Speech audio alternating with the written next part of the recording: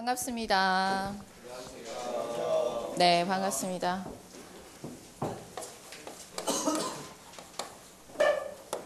네, 저는 우보연이라고 합니다. 회사복규 강의, 이번 강의 세 번째네요, 세 번째. 기본적으로, 해양대 출신이고요. 회사복규는 해양대에서, 그리고 여수 해양경찰학과 전남대에서, 그리고 저 해군사관학교에서 회사복규하고 학교 강의를 주로 많이 했었어요. 그러다 이제 강의 의뢰가 와서 학원 강의 왔었는데, 이제 첫 수업 해보고, 요전 개설된 건 김송원 선생님 하시고, 그 전 수업이랑 이번 수업을 하게 되었습니다. 간략하게 제 소개하고요. 그리고 이제 여기 오늘 좀 제가 파악해야 될 부분이 있는데, 회사복규 처음 공부하시는 분, 회기사 자격증 가지고 계신 분들은 어쨌거나 다 회사복규 시험 쳤을 테니까 있으실 거고, 처음 회사복규 들으시는 분, 전경특채. 알겠습니다. 그럼 한 번도 들은 적이 없다 이 말이죠. 난감하시겠어요. 법 전공하신 분, 혹시 경찰학과 출신인 분. 알겠습니다.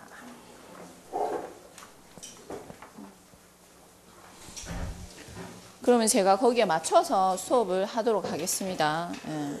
회사복규.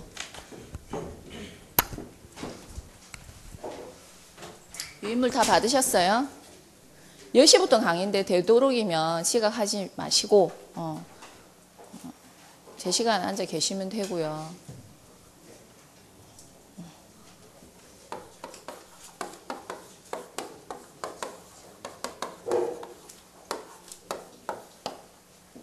회사복규입니다. 회사복규.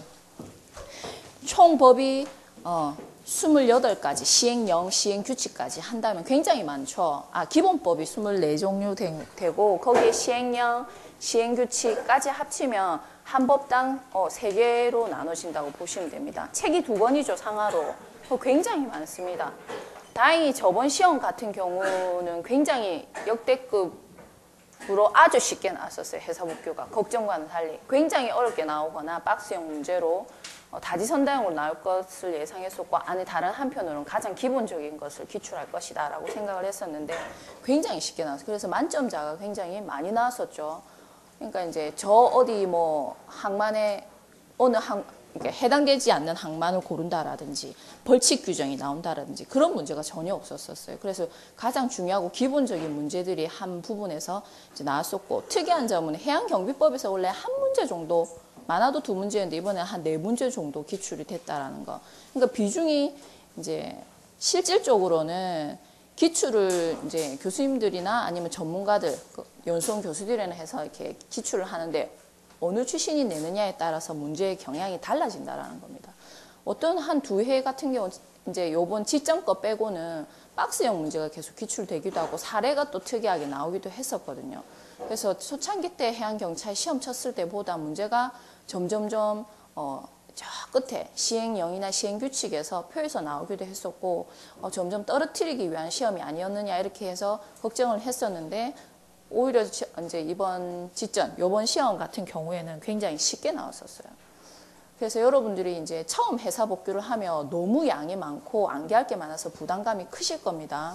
그리고 법이라고 해서 굉장히 부담이 크실 텐데, 다행히 회사복규는 행정법규이기 때문에 법하면 우리가 보통 해석법학을 얘기를 하는 거거든요. 그래서 기본 개념을 하고 이걸 응용하는 게 굉장히 어려운데, 회사복규는 다행히 이제 말 그대로 행정법규, 관리하기 위한 차원에서 기본 규칙을 제시해놨기 때문에 그 위반만 하면 벌칙이 과태료거든요. 그러니까 기본적인 사항을 암기하는데 중점을 두신다면 실적으로 여러 번 읽고 암기를 잘하면 붙을 수 있는 시험이라는 겁니다. 그리고 문제 자체가 그렇게 어렵게 나오지 않습니다. 조문 그 자체에서 문제가 나오기 때문에 굉장히 쉽다고 보는 거죠. 그래서 제가 회사복규 봤을 때는 문제 수준을 봤을 때 그냥 어떻게 얘기하냐면 수학공식이라 얘기를 하는 거죠. 수학공식. 수학공식은 어때요? 그냥 대입만 해서 어떻게 답이 나오잖아요. 그래서 기본적인 원칙만 다 외워주면, 아니면 그냥 그게 오답으로서 정답으로 들어가는 겁니다. 근데 문제는 학생들이 그만큼 그대로 외우지 못한다라는 거죠. 근데 뭐 기관도 해야 되고 항해도 해야 되고 나름대로 이제 공부를 해야 되기 때문에 해사복교 쪽으로 시간을 풀어야 시간이 없다, 할애할 시간이 없다라고 얘기는 하는데 실적으로 해사복교 같은 경우에는 많이 읽고 암기를 계속적으로 하셔야 돼요. 아시겠죠, 여러분? 그러면 외우는 것에 이제 치중을 하시는 게 훨씬 낫다라는 거죠. 이해하는 정도는 한 20% 정도, 80% 정도만 암기를 하고 따라와 주신다면 괜찮습니다. 부담 없이. 너무 많아요. 너무 많죠. 그래서 굉장히 열심히 하셔야 돼요. 이 과목은. 근데 다른 공무원 시험 같은 경우에 뭐 7, 8과목도 치잖아요. 근데 여기 이제 여기 특집 아니고 출신들 치는 거니까 그에 비하면은 그 양은 괜찮다고 봐요. 제 생각에는. 그리고 응용 문제가 없기 때문에 그게 가장 큰 메리트라는 거죠. 아직까지는. 사례에서 하는 문제가 한 문제 기출됐었긴 하는데 기본적으로 그 외 문제 같은 경우에는 다 여기 나와 있는 법규 내용 그대로 문제가 나오기 때문에 그리 어렵지는 않을 겁니다.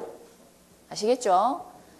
네, 그래서 미리 막 초반에 중대에 포기한다라든지 중간에 결석을 한다라든지 그렇게는 하시지 마십시오. 흐름이 한번 끊기면 이게 손이 놓아지기 때문에 그러면 다음에 치지. 그러면 안 됩니다, 여러분. 해사복교 치시는 분들의 가장 큰 특징은 연령대가 낮다는 거예요.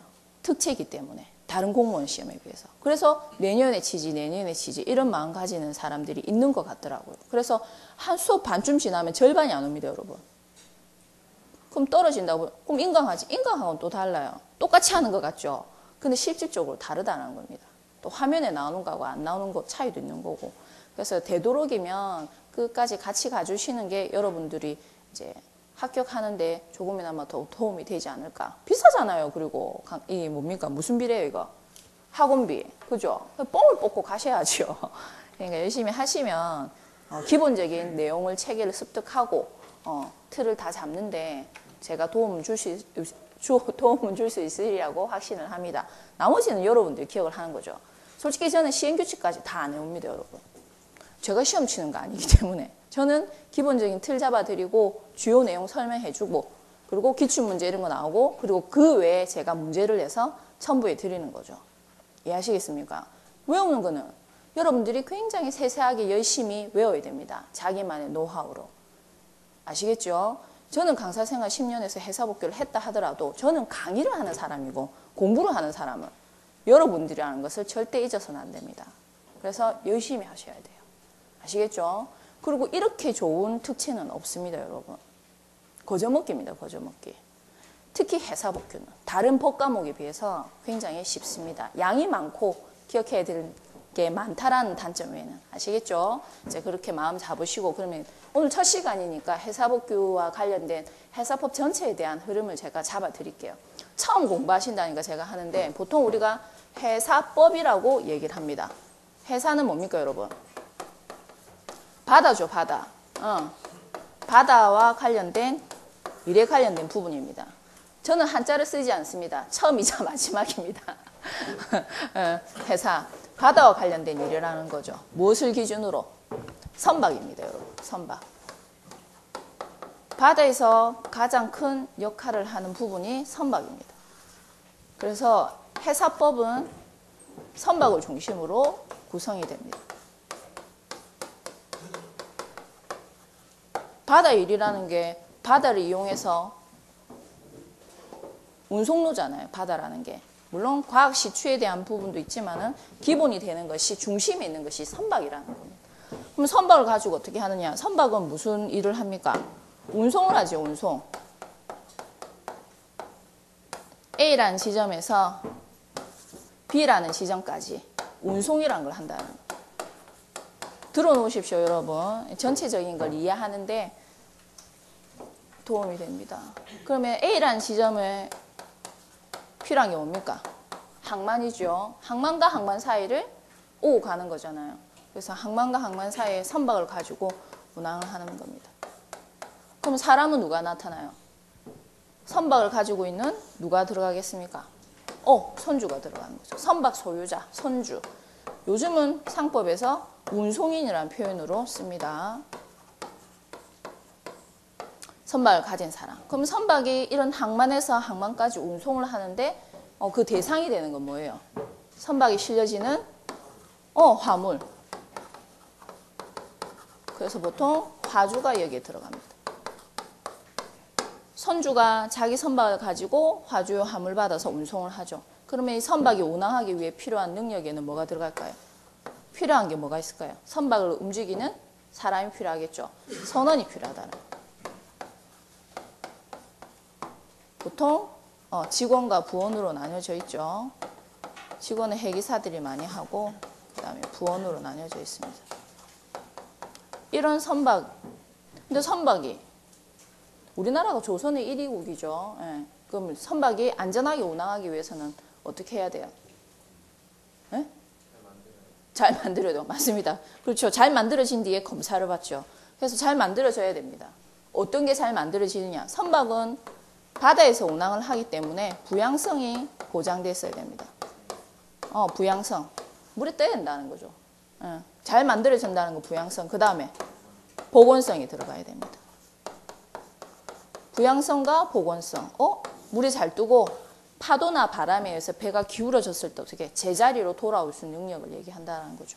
그러면 이러한 것들을 잘 갖춘 선박이어야지만 안전하게 운항을 할 수 있다는데 첫 번째라는 겁니다. 이렇게 선박이 화주에 화물을 실어서 항만에서 항만까지 운송을 한다는 거죠. 그러면 이건 가장 기본적인 건데 이거랑 해사복귀랑 무슨 상관이 있어요? 이렇게 얘기를 하죠. 보통 해사법은 해사사법과 사법과 해사공법으로 나뉩니다. 해사법하고 공법하고 또 뭐 이런 게 나오느냐 생각하는데 개인과 개인 간에 공적 기관이 들어가면 공법이 들어가는데 연계가 돼 있다는 거죠. 그래서 해사사법은 뭐이라지만 선원이 자기 배를 가지고 있는 거죠. 내가 내 배를 가지고 화물 운송을 하는 겁니다. 그러면 이게 뭐가 되는 거죠? 상인이 일정한 상행위를 하는 거죠. 돈 벌기 위해서. 운임 받잖아요. 그죠? 그래서 이러한 선주가 선박을 가지고 일정한 상행위를 하는 것을 규율해 놓은 것을 보통 해상법이라죠. 해상법은 상법의 제5편에 들어가 있습니다. 그래서 해사사법에 들어간다라는 거죠. 그리고 선박을 가지고 있기 때문에 선박에 대해서 보험을 넣어놓습니다. 그리고 화주 같은 경우에도 이 화물이 해상운송은 바다에서 이루어지기 때문에 이 바다는 항상 어떻게 해상 위험이라는 것이 항상 있다라는 거죠. 그럼 여기에 어떤 일이 벌어질지 모르니까 선주는 선박보험, 화주는 적하보험, 보험이 들어간다는 거. 그게 보험과 관련. 그래서 보통 해상법, 그 다음에 보험 중에서도 해상에서 이루어지는 것도 따로 합니다. 그래서 해상보험. 여기 선원들 들어가죠. 그럼 선원들이 일을 하다가 다칠 수도 있어요. 그래서 선원 같은 경우는 특수하게 선주가 이 선원에 대해서 보험을 넣어놓습니다. 그래서 선주 책임 상호보험이라서 P&I 보험이 여기 또 들어간다는 거죠. 이거는 시험에 안 들어가니까 이런 거 있구나 해서 들어놓으시면 됩니다. 그리고 선원주가 운송은 하지만은 운송은 누가 해주려고 하는 거예요? 화주가 하는 거죠. 그럼 화주가 여기 B지역에 있는 다른 수입자, 물건을 수입하고자 하는 사람하고 물건 운송 계약을 체결하죠. 그럼으로써 일어난 법률 관계를 다 여기서 해사사법에서 규율한다는 겁니다. 그럼 우리가 이제 앞으로 배워야 되는 해사공법은 이런 사적, 개인의 상인의 상행위와 관련 없는 부분. 행정법규라 얘기를 하죠. 왜 행정은 뭐예요, 여러분? 행정, 살림살이를 얘기하는 겁니다.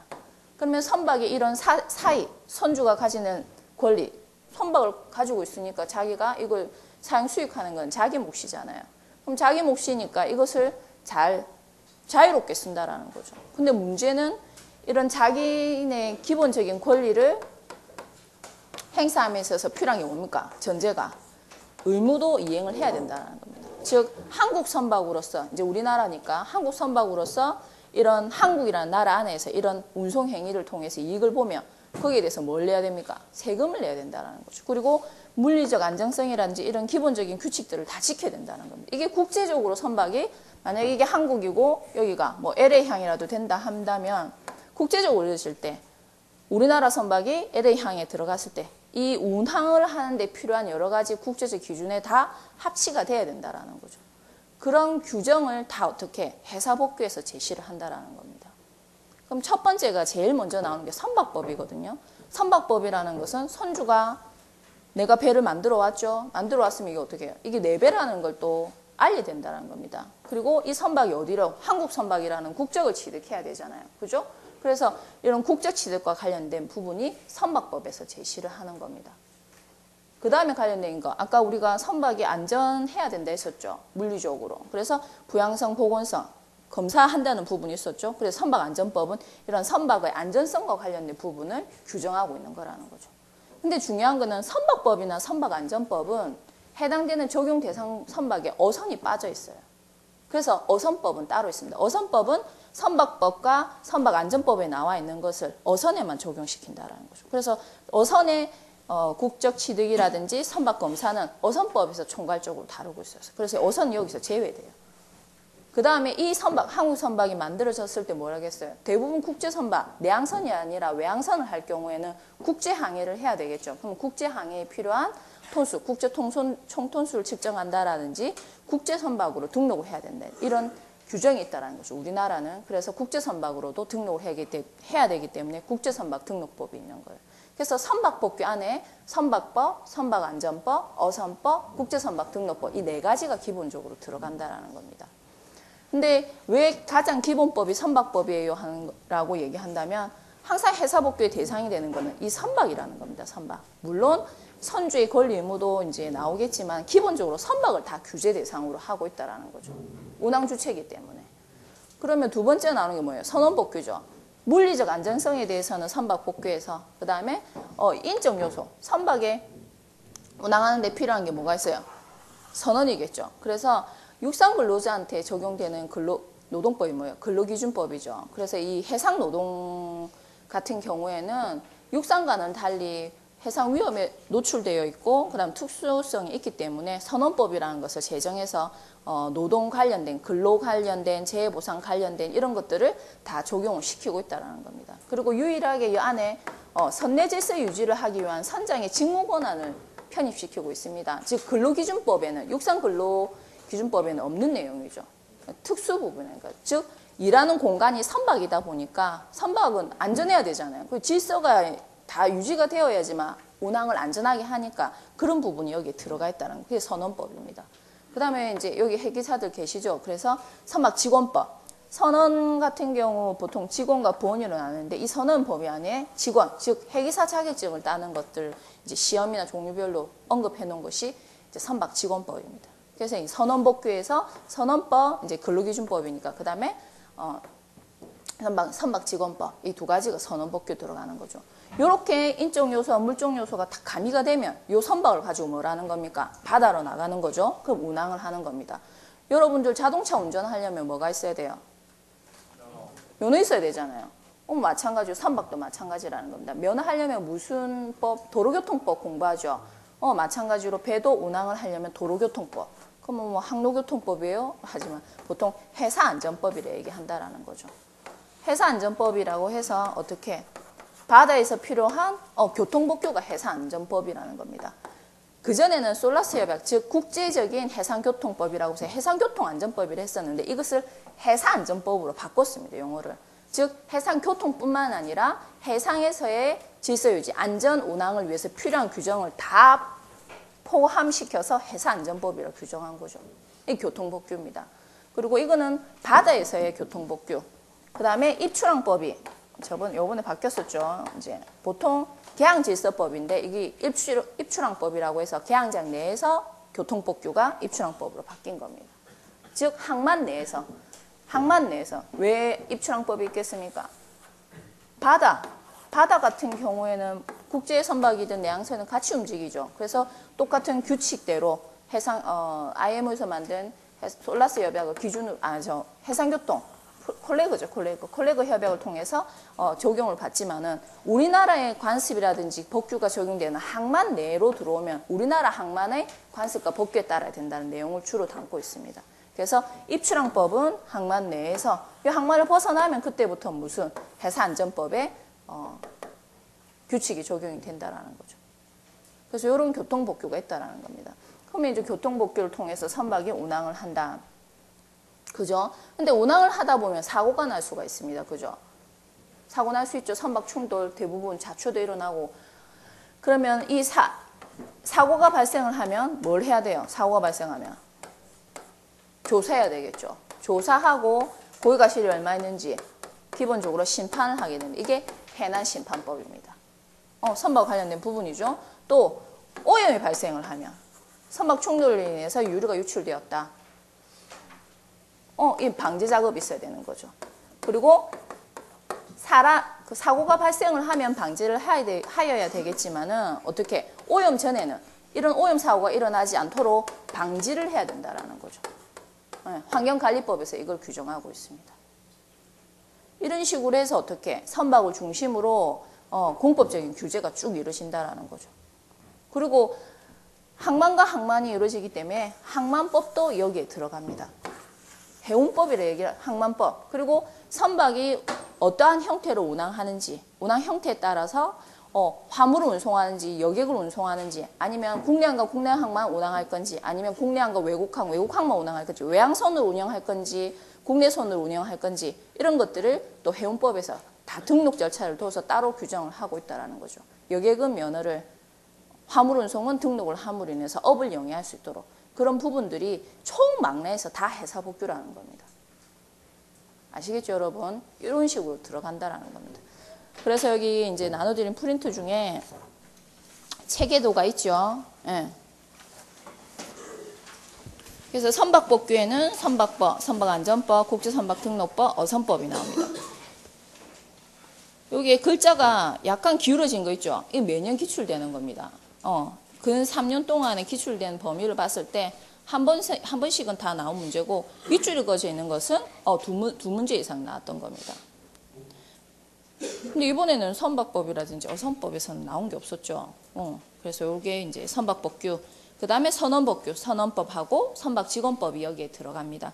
교통법규에 이제 해사안전법이 나와 있고, 그 다음에 입출항법이 나와 있고, 도선법이 빠졌죠. 도선이라는 것은 도선사가 어떻게 직접적으로 배를 타서 안전하게 정박시켜주는 과정을 얘기하죠. 왜 그러냐면 개항장 같은 경우에는 외국 선장들이 배를 몰고 들어온다라는 겁니다. 그랬을 때 우리 항만의 수심이라든지 항로라든지 이런 것들을 자세히 알 수가 없기 때문에 도선사가 그 항만에 나와 있는 도선사가 등록되어 있는 도선사가 직접 배를 몰고 와서 이제 정박시켜준다는 거죠. 그걸 규정해 놓은 게 도선법입니다. 그 다음에 안전관리법규라고 해서 해난심판법, 그다음 순환구호법. 우리 보통 이제 구순환구호법이라는데 뭐라 되어 있습니까? 수색 구조에 관한 법률에 나와 있죠. 항상 나옵니다. 해양경찰이 하는 일이기 때문에 항상 나옵니다. 순환구호법, 굉장히 여러분들이 해사안전법, 배를 몰아야 되기 때문에 입출항법 도서, 교통법규, 안전관리법규 같은 경우에는 주로 여러분들이 그 업무와 관련된, 해양경찰과 관련된 업무와 관련된 부분이기 때문에 자세히 잘 알고 있어야 되는 겁니다.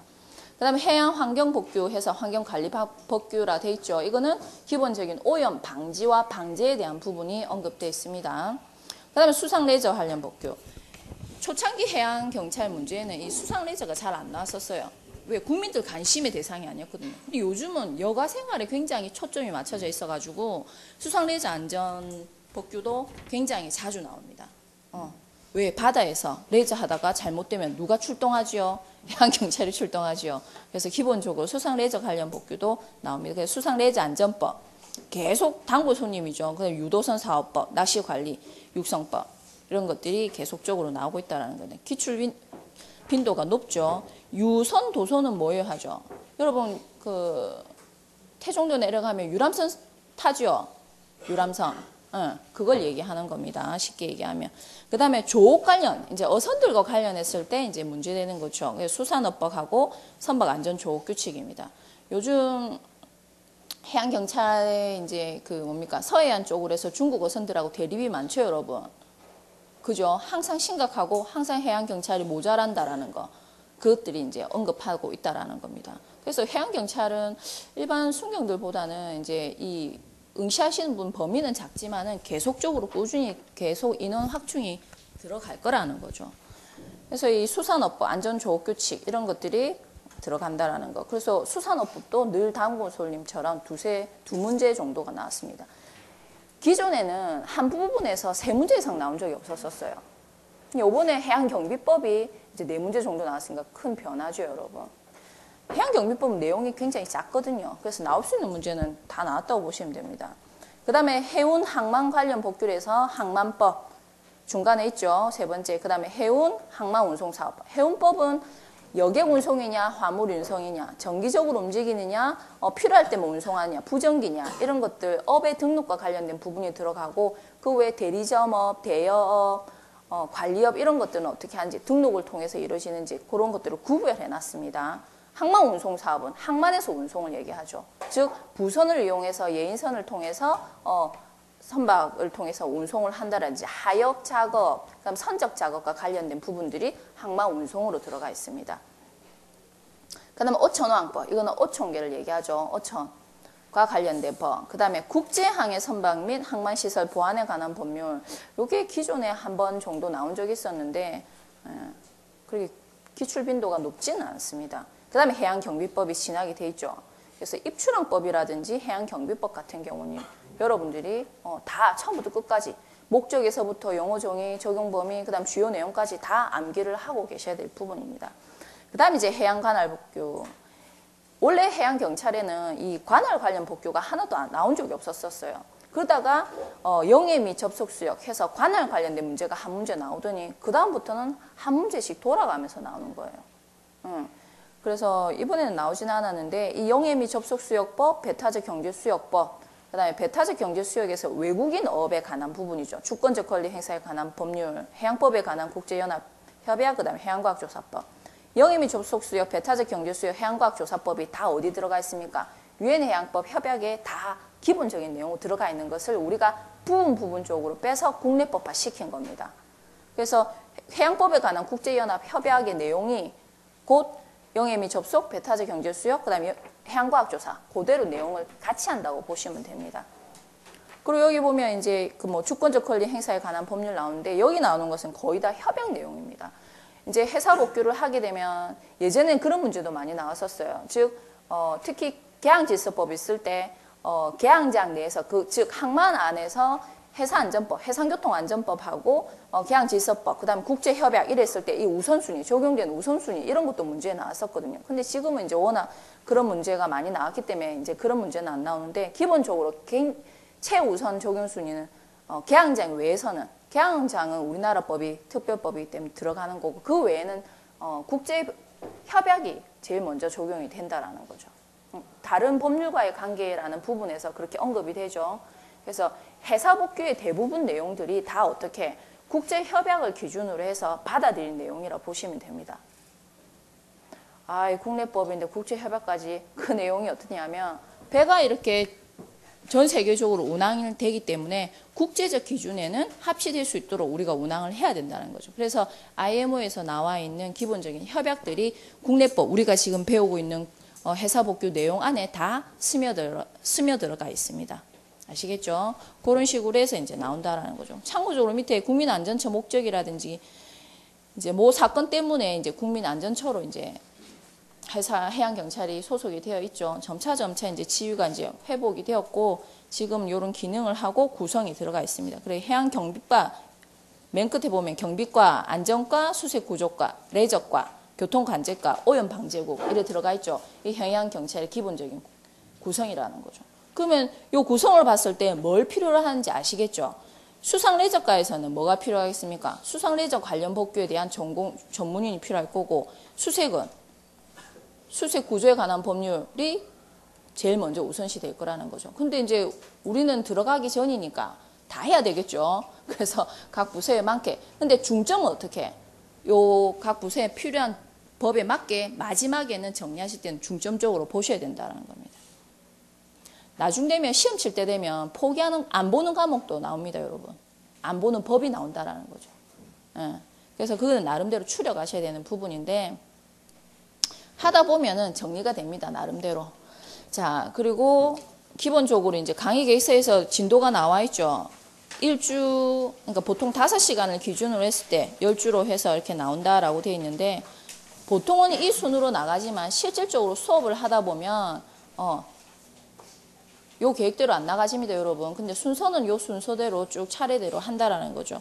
그리고 마지막에는 이제 모의고사하고 주요 내용을 정리해 드릴 겁니다. 예. 모의고사 치고 내용. 모의고사 정도는 이제 학원에서 치는 모의고사 말고 수업 시간에 이제 제가 기출한 문제로 해서 모의고사 한번 내본다라는 거죠. 그래서 이렇게 쭉 살펴보는데 그렇게 어렵지는 않습니다. 그 다음에 이제 제가 첫 강의할 때 이 강의 계획서에 강의 목적, 강좌 목적에 그걸 했었어요. 모조리 다 외워주마. 이렇게 했었거든요. 네. 왜? 해사복귀는 외우면 다 맞출 수 있어요. 문제가. 나중에 혼란이 와서 그렇지. 이게 이 법에서 나온 내용인지 저게 저 법에서 나온 건지. 그래서 하나를 외우더라도 여러분 정확하게 외우셔야 돼요. 혼란이 오면 어떻게 됩니까? 따로 정리를 해서 몇 번을 확인해야 돼요. 해사복귀, 해양경찰에서 해사복귀를 할 때는 실수를 하지 않는다라는 게 굉장히 필요한 부분이죠. 아차 하면 문제가 틀리고 기존 같은 경우에는 합격자 100점 만점이 너무 많이 나왔어요. 의외로 이 강력한 경쟁자들이 많다는 거죠. 너무 많으니까 포기하는 법도 있을 수 있는데 그거를 정말 복사기처럼 외우는 학생들이 있더라고요. 정말 기억력이 좋아요. 그래서 그런 학생들은 진짜 만점 나옵니다, 여러분. 노력이 필요하죠. 네. 그리고 이제 여기 마지막 프린트에 용어 설명이라는 부분이 나와 있죠. 이 질문을 너무 많이 해서 제가 이걸 가지고 왔어요. 네. 보고, 통보, 통지, 통보는 무슨 뜻이고 면허는 뭐고 허가는 뭐고 특허는 뭐고 인가는 뭐냐 이렇게 얘기를 나온다라는 거죠. 그런데 여러분들이 아셔야 될 게 뭐냐면 이 법을 전공하시는 분들도 허가라든지 면허라든지 이걸 구별 안 하고 쓰시는 분들도 많아요. 근데 인가는 확실히 다르죠. 그래서 이런 부분들이 이제 쓰이고 있고 면허 허가 같은 경우에는 이제 허가 같은 경우 뭐라 되어 있어요? 금지되어 있는 부분을 허용해 주는 게 이제 허가라는 거죠. 허가. 면허는 우리 자동차 면허 따는 거 생각하는 거 있죠. 해기사 면허처럼 일반적으로 자격 요건이 갖추면 그것을 할 수 있는 능력, 자격 요건을 이제 자격증을 주는 거죠. 이게 면허라고 보시면 됩니다. 허가는 금지되어 있는 것을 그 사람한테 일부분 허가해 주는 부분이고 면허 허가는 그 가장 큰 차이점이 그거라는 거죠. 밑에 인가가 나온다라는 것은 여기 보면 효력을 첫 줄에 보면 효력을 완성시키는 행정관청의 행정행위다 이렇게 얘기하는데 인가를 하지 인정해 준다라는 거죠. 그래서 그거 없으면은 그 행위를 할 수가 없어요. 그래서 그런 의미가 있다라는 거. 그 정도만 여러분들이 아시면 됩니다. 그 밑에 이제 대부분 나와 있는 부분은 참고로 기억을 하시면 되고 면허, 허가, 인가는 요 정도 차이가 있다라는 정도만 아시면 공부하는데 지장은 없습니다. 그리고 이제 제일 많이 나오는 게 보고한다. 그 다음에 통보한다, 통지한다, 통과한다. 이 용어가 지금 해사복귀에서 나오는 용어예요. 근데 지금 보고는 기본적으로 뭐라 돼 있습니까? 얘가 뭐라 돼 있어요? 동사무소에서 행정안전부까지 올라가는 거죠. 그래서 하급기관에서 상급기관으로 일정한 사실에 대해서 혹은 업무 요청에 대해서 정보를 올리는 것을 보고라고 이해를 하면 됩니다.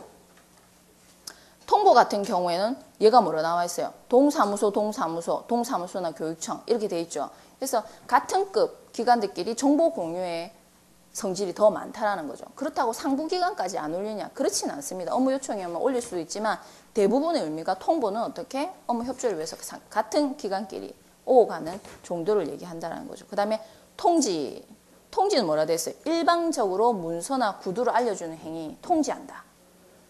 보통 이제 기관들이 개인에게 사업자에게 이런 통지를 많이 하죠. 일방적으로. 초등학교 얘기를 해놨죠. 그래서 초등학교가 학부모에게 일반적인 통지, 안내문 내보내죠. 이게 다 통지로 들어가는 겁니다. 통보는 뭐예요? 어떤 조처에 따르도록 해주는 거죠. 통지는 알려주는 거죠. 근데 통보는 거기 더불어서 그 행위에 어떻게 따라달라고 얘기를 하는 겁니다. 그래서 경찰서가 피의자 박모 씨에게 통고 처분하는 게 나와 있죠. 그럼 그 행위에 따라줘야 된다는 겁니다.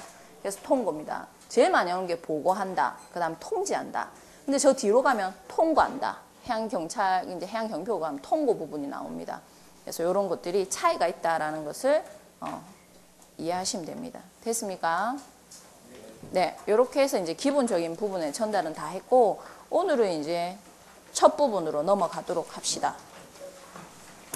여기 제일 교과서 첫 번째 보면 첫 장에 나와 있는 게 해사복귀의 개요가 나옵니다. 개요. 그래서 뭐 회사국제법, 회사국내법, 회사사법, 회사공법 이런 것들이 나온다라고 있죠. 회사라는 것은 바다와 관련된 일정한 법률관계, 사실관계 이런 얘기를 나옵니다. 법률관계를 얘기하는 거죠. 그래서 회사 국제법은 뭐고 회사 국내법은 뭐예요? 국제법은 국제협약을 얘기하는 겁니다. 요즘은 여기 회사계 이 개론 파트에서 개요 부분에서 문제는 안 나와요. 각 법마다 문제가 나오는데 과거 같은 경우에는 이런 개요 파트에서 전체적인 회사 복귀와 관련된 내용들을 묻는 문제가 나왔었어요. 그래서 이게 지금 제일 앞에 현재가 들어가 있는 겁니다. 회사국제법은 국제협약을 얘기합니다. IMO 같은 경우에 선박의 기술적 부분에 관련한 모든 협약을 IMO에서 회사기구에서 만드는데 IMO에서 만든 회사 이제 협약 같은 경우에는 거의 모든 것들이 우리나라의 국내법화되어 있다고 보시면 됩니다. 선박이 기술적 부분, 즉 항행과 관련된 부분이기 때문에 그 내용을 우리가 쉽게 찾아볼 수가 있죠. 그래서 뒤로 넘기면 교과서에 협약 내용이 나와 있습니다. 7페이지에. 7페이지에 보면 국제회사협약과 우리나라 회사법이라고 해서 나와 있죠. 즉 회사복귀에 반영되어 있는 국제협약 내용이 언급되어 있습니다. 여기 솔라스 협약이라든지 만재훌수선 협약, 컨테이너 안전에 관한 협약이 선박안전법에 나와 있다는 거죠. 선박안전법은 선박의 물리적 안전성과 관련된 부분이었는데 라고 얘기를 했었죠. 첫 번째가 솔라스 인명안전 협약이라는 거죠. 해상 인명안전협약. 선박이 안전해야지만 어떻다? 안전하게 운항할 수 있기 때문에 이 부분이 들어가 있고 그 다음에 만재훌수선이라는 것은 뭐예요? 배가 아까 부양성과 복원성이 있어야 되겠죠. 복원성을 나타내는 기준치가 만재훌수선입니다. 즉 너무 가라앉아도 어떻게 돼요? 짐을 많이 실어도 파도가 넘어오면 깔아앉죠. 너무 떠 있어도 어때요? 넘어지잖아요. 그죠? 그래서 배가 안전하게 복원성, 기우뚱기우뚱해도 제자리로 돌아올 수 있는 안전성이 확보된 기준치를 훌수선이라 한다. 만재라는 것은 배에 실을 수 있는 짐의 양을 얘기하는 거죠. 그래서 훌수선을 보고 만재훌수선 여기까지 더 이상을 실어서는 안 된다라는 겁니다. 그게 만재훌수선. 이거는 모든 선박들이 이 훌수선 협약의 기준에 다 합치가 돼서 선박이 만들어진다는 거죠. 국제협약이기 때문에 모든 선박을 가진 국가들은 이 만재훌수선 협약을 다 받아들이고 있습니다. 이 솔라스 협약도 마찬가지고. 그 다음에 컨테이너 안정에 관한 부분인데 우리가 선박 안전법 보면 이제 검정이라는 부분이 나옵니다. 컨테이너 검정. 형식 승인 검정이라는 표현이 나오는데 컨테이너가 등장함으로 인해서 어디에? 해상 운송에. 컨테이너 어디서 제일 먼저 만들어졌을까요? 어느 국가에서? 어느 국가에서 만들어졌을까요? 제일 처음에. 던져보십시오. 아무거나. 미국 맞습니다. 처음에 이 뭡니까? 처음에는 해상에 이용이 안 됐었어요. 뭘로? 철도 운송. 철도 운송. 옛날 서부 개척 영화 보면 기차 지나가지고 그 컨테이너가 처음에 미국에서 만들어진 겁니다. 그러다가 배에 한두 개만 실었죠. 왜? 컨테이너 놓으니까 파도가 넘어와도 괜찮고 바람이 한 번 불어도 안에 든 물건들이 손상을 안 입는 거예요. 그래서 점차 어떻게? 컨테이너를 많이 실어서 컨테이너 전용선을 만든 거죠. 그래서 지금은 컨테이너 전용선이 대부분의 국제 운송을 다 담당하고 있다는 겁니다. 특수선 외에는, 탱커선들 외에는, 벌크선, 탱커선 외에는 다 전기선, 즉 컨테이너 운반선으로 되고 있다는 거죠. 그래서 이 컨테이너의 안전과 관련된 부분도 규제 대상으로 여기에 들어가 있다고 보시면 됩니다. 즉 컨테이너가 안전하지 못하면 선박도 안전할 수 없다 이렇게 생각하는 거죠. 그래서 선박뿐만 아니라 컨테이너의 안전성도 선박안전법에서 이렇게 확인을 하도록 되어 있다는 겁니다. 그 다음에 회사안전법 해서 콜레그 협약이죠. 그래서 충돌 예방규칙, 그래서 충돌 방지규칙 이렇게 해서 여기 협약이 회사안전법에 다 들어와 있습니다. 그 다음에 선박직원법에는 이제 STCW 협약이라 하죠. 그래서 훈련, 자격증명, 당직 기준과 관련된 부분입니다. 그리고 어선원 같은 경우도 여기 들어가죠. 그래서 선박직원법에서 규정한다. 뒤로 넘어간 선박법. 선박법에는 토니지라고 해서 톤수 측정 협약이 들어갑니다. 우리가 이제 지금 선박법으로 넘어갈 건데 우리 애기 태어나면 제가 선박법 하면 제일 많이 비유를 드는 게 신생아 출생과 관련했던 거를 많이 비유를 합니다. 애기들 제일 먼저 뱃속에서 나오면 엄마 뱃속에서 나오면 의사가 뭘 합니까? 에? 뭐 한다고요? 꽂힙니다. 남녀를 그렇죠. 성별 확인도 하지만은 주로 엉덩이 숨구멍 틔우고 난 뒤에는 어떻게 합니까? 그렇죠. 무게재입니다. 몇 점 몇 킬로 몇 시에 그거 탄생했다고 무게재죠. 배도 마찬가지입니다. 무게 재고 나면은 이제 신생아실로 옮기죠. 그 다음에 뭐 해요? 아버지나 보통 아버지가 하죠. 아버지가 뭐예요? 출생신고 하잖아요. 출생신고 하기 전에 뭐 합니까? 응? 어렵습니까, 여러분? 어렵습니까? 아직 안 나와서. 뭐 짓습니까? 제일 중요한 거. 이름 짓잖아요. 이름 짓고 그거 가지고 이제 출생 그거 해가지고 동사무소 가서 출생신고 하잖아요. 그죠? 맞죠? 그럼 그때부터 뭐가 됩니까? 대한민국 국민이 되는 거죠. 선박이 똑같습니다, 여러분. 의인화 시켜서 진수식 딱 하기 전에 이름 먼저 짓습니다. 무슨 호. 이름 짓고, 이름 짓기 전에 뭐 할까요? 톤수 측정 먼저 하고 이름 짓고, 그 다음에 어떻게? 출생신고 하러 가는 거죠. 근데 선박은 너무 비싸가지고 뭘 먼저 하냐면, 등기 먼저 뭡니까? 법원 등기소에 가서, 이것은 내 것이요라고 먼저 신고합니다. 등기하고는 이제 사적 권리죠. 이거 내 소유권을 나타내기 위해서. 소유권 나타내기 등기하고 난 뒤에 등기부 들고 어떻게 해? 저 해당 관청, 내가 주로 사는 곳에 관리, 그 항만을 관리하는 항만청 가서 뭐랍니까? 등록을 하게 되는 거죠. 등록을 하게 되면 뭐가 되는 겁니까? 한국 선박이 되는 겁니다. 아시겠죠? 그것을 선박법에서 규정하고 있는데 선박법 같은 경우에는 이렇게 톤수 측정 협약이 반영이 돼 있다라고 하는 거죠. 그래서 총 톤수, 순 톤수, 이제 용적 톤수가 들어가고 제하 중량 톤수로 제하 중량 톤수, 배수 경하 톤수가 들어가는데 이런 것들이 톤수 들어가죠. 이 톤수가 국제 총 톤수, 국제 선박으로 등록이 될 경우에는 국제 총 톤수를 또 측정해야 됩니다. 어렵습니까, 여러분? 아닙니다, 여러분. 그냥 들어놓으십시오. 이렇게 그렇구나. 이게 각 법마다 이제 넘어가다 보면 분리되어서 법이 나가지만 전부 다 선박의 안전과 관련된 법규라는 것은 공통점이 있기 때문에 자, 그래서 국제 선박하면 국제 선박으로 등록도 안 됐는데 등록하기 전에 문도 한다. 국제 총톤수도 측정해야 된다는 거죠. 이거는 모든 선박이 똑같습니다. 전 세계 어딜 가나 톤수는 기본적으로 필요하다는 거죠. 세금 부과의 기준이 됩니다. 무거우면 무거울수록 세금은 어떻게 많이 내겠죠. 집도 어떻게 평수가 넓으면 넓을수록 세금 많이 내듯이 그렇게 한다라는 겁니다. 그 다음에 마포협약이라고 해서 환경관리법 오염 방지에 관한 협약이 또 여기에 수용이 되어 있습니다. 그 다음에 유료오염 손해배상보장법, 요거는 여러분들 해사법규에 나와 있지 않은 부분입니다. 요건 사법 분야이기 때문에 유류 유출이 되면 어떻게 피해자들한테 손해배상을 어떻게 해주는지 규정한 법이죠. 그래서 CAC 협약이나 FC 협약이 여기 반영되어서 나갑니다. 2007년도에 태안에 허베이스 필요 유류 유출 사건이 있었었죠. 그때 많이 검토가 됐던 부분입니다. 이렇게 국제협약이 국내법화된 거죠. 예, 아시겠습니까? 그럼 뭐 국제협약하고 이제 국내법화 됐으면 협약 적용할 필요가 없잖아요. 왜 근데 충돌이 있으면 협약을 먼저 적용해요? 이렇게 물어볼 수가 있죠. 왜 그럴까요?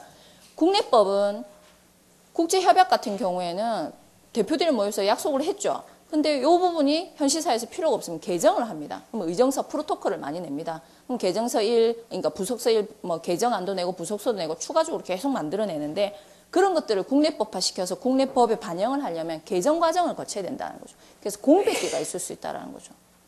법을 개정하는데. 그죠? 국회를 거쳐야지 법이 개정이 되잖아요. 우리나라에서는. 그래서 그 공백기를 메꾸기 위해서 뭘 먼저 적용한다? 협약을 먼저 적용하는 거죠. 그래서 협약한테 우선순위를 두는 겁니다. 그리고 이제 여기 중간에 있는 내용들이 있는데, 이제 뭐 업무 유형별로 선박법규, 선언법규 이렇게 했죠. 이건 우리가 아까 살펴봤었고, 회사법규의 특성이 있다. 뭐 독자성이 결여돼 있다. 공통적인 특성, 국제적 통일성. 독자성이 결여돼 있다라는 것은 이제 회사사법이다, 공법이다 이 얘기를 했었죠. 이런 부분들이 연계된 부분들이 부분적으로 있기 때문에 이렇게 얘기를 하는 거고, 공통적 특성이라는 것은 이 회사법규 자체가 행정법규, 공법적 규정이라는 겁니다. 뭘 하기 위한? 선박이 안전한 운항을 하기 위한 국제적 기준에 우리나라 관리청이 나서서 규제를 하는 거죠. 위반하면 벌금, 과태료 이런 것들을 묻습니다. 왜? 선박의 안전성이 뭐와 부결되어 있기 때문에 인명, 생명을 기본으로 하잖아요. 선원들도 위험을 무릅쓰고 운항을 하는 거고, 그죠? 그래서 재산적 혹은 인적 사상의 이제 규제를 하기 위해서 이런 부분을 두고 있다라는 데 초점이 있다. 통일성은 예전에는 우리나라가 해상 무역을 안 할 때는 솔직히 통일성이 필요 없죠. 국제적 기준이 필요 없다라는 얘기입니다. 그러나 요즘은 무대가 다 어디입니까?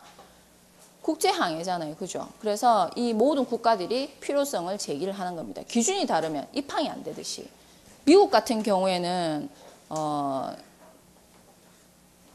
이중선체가 아니면 미국 항으로 들어가지 못했었어요. 오염 때문에. 예. 그래서 그 미국 같은 경우에는 유조선 같은 경우는 격벽이 2개여야 된다는 거죠. 즉 선박 충돌이 일었을 때도 하나의 내벽이 있어서 유출이 쉽게 안 되도록. 근데 우리나라 같은 경우 그 당시에 어떻게 했냐면 우리나라는 이중선체가 아니라 단일선체로도 수용이 다 됐었거든요. 이 기준이 다 다르다는 겁니다. 그래서 국제항해를 하는데 문제가 생기지 않도록 이런 선박과 관련된 부분들은 다 어떻게 국제적 협약, 특히 IMO에서 만든 협약들은 국내법화 시켜서 선박이 운항하는 데 지장을 주지 않도록 한다라는 겁니다. 그래서 통일성을 깨하고 있다라고 얘기를 하는 겁니다. 그 외에는 그냥 읽어보시면 되고 이렇게 살펴볼 수가 있다라는 거죠. 그리고 혹시나 내용을 듣다가 그 모르는 부분 있으면 저한테 물어보시면 됩니다. 제가 처음 공부하는데 어떻게 공부해야 될지도 모르겠다. 저한테 오시면 됩니다. 쉬는 시간에. 아시겠죠? 고민하시지 마시고. 그리고 잘 모르겠는 거는 솔직히 학원 강의니까 수업 시간에 물어보는 거는 그렇잖아요. 대부분 질문하니까 오셔가지고 물어보십시오. 이제 본격적으로 선박법으로 들어가도록 하겠습니다.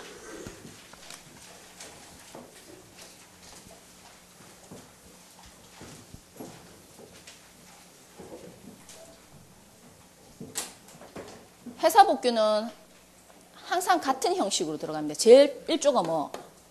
목적이 나옵니다. 항상 20문제 중에 한 문제는 목적을 물었었습니다. 적용 범위나 용어 정의. 근데 요즘은 목적을 잘 안 묻습니다. 보기 하나 정도로 나올까 정도. 그러나 여러분들이 꼭 암기해야 되는 것은 목적. 그 다음에 나오는 것이 용어 정의입니다. 용어 정의. 그죠? 각 번마다 제시하는 용어 정의. 같은 용어인데도 다르게 정하는 부분.